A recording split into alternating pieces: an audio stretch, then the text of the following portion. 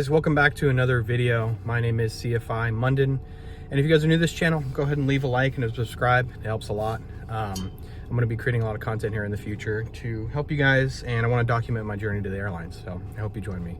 All right, this is a really tricky question, and it's a question I took some time to try to figure out and to think about, but it's when should you start looking for another instructor? Chances are, and this is just my personal opinion, is that it's probably sooner rather than later. I'm assuming that there have been some red flags with you and your instructor. Maybe with you guys aren't vibing really. Scheduling conflict is a big one. Like, he doesn't work weekends, but you're only off weekends, or you want to do 6 a.m.s, but he can only do 6 p.m.s. You know, that's a big one. So scheduling conflicts, you guys just aren't getting along. Maybe your instructor's like a little too aggressive, or maybe that person is like lackadaisical, not taking it seriously, whatever reason. Okay, my point is that you should do it sooner rather than later, because what's going to happen is if you continue training with that poor instructor, your training experience is going to go downhill, and you're going to waste time. You're going to waste your hours. You're going to waste your money. You're going to find yourself slowly becoming less and less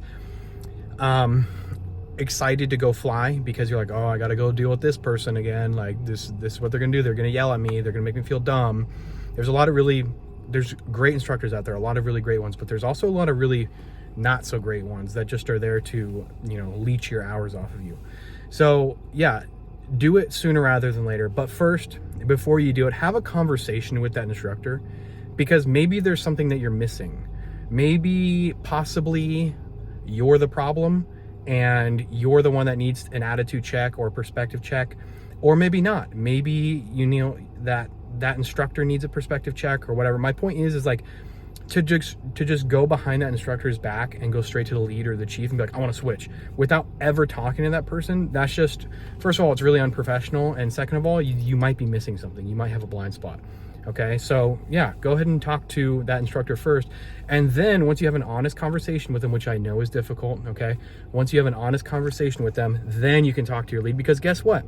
If you go talk to your lead and say, I want to switch, you know what they're going to say? Have you talked to your instructor yet? And if you say no, they're going to say, okay, go talk to your instructor and then come back to me. Okay, so talk to your instructor first. Have an honest conversation. If you talk to them and it's still clearly not going to work out, then it's time to switch. And that's when it goes back to my rule, which is do it sooner rather than later, because you don't want to be like me, where I get X amount of hours into my training and then I switch to new instructors, and then I have to take 10 steps back because I was taught wrong or told something wrong, or I wasn't corrected enough on whatever it is. Okay, but your flight training is incredibly important, and it's incredibly expensive, and your flight instructor can make it or break it for you. When you have a good flight instructor, your training will be accelerated. It'll be more smooth. It'll be more efficient. It'll be less stressful. When you have a bad flight instructor, okay, a bad one, and bad is subjective, but let's say not so good, right? It's just not working out. This instructor's taking shortcuts. They're just fatigued, exhausted. They're not into it anymore. That's when your training is going to go downhill, and you are going to pay the price for having that poor instructor. And that price is steep, my friends. It is steep. So yeah, I would say be honest with yourself. Ask yourself, are you the problem? Do you need an attitude check? Do you need a perspective check? Are you just not studying enough? And then every time you go into a flight, like, your instructor's having to take 3 steps backwards in order to like get you to where you need to be, and then you're like too sensitive. I'm saying that because like all of these scenarios, like, this has been me, right? Like, there's been times where I've been with my flight instructors and I'm like, I think I need to switch instructors. And then I like really just take a second to ask myself, I'm like, well, my instructor's probably frustrated with me because I haven't studied in 2 weeks, and every time we go and fly, he's having to teach me everything all over again. You know what I mean? So it's like, it might be you. So let's be honest with ourselves. But anyways, do it sooner rather than later. Talk to that instructor, talk to your chief, and remember, the price for not switching from a bad instructor to hopefully a good one is a steep one. All right, I hope that helped.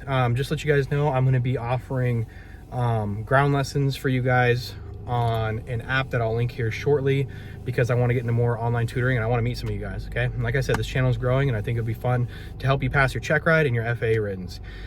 More to come on that later. See ya.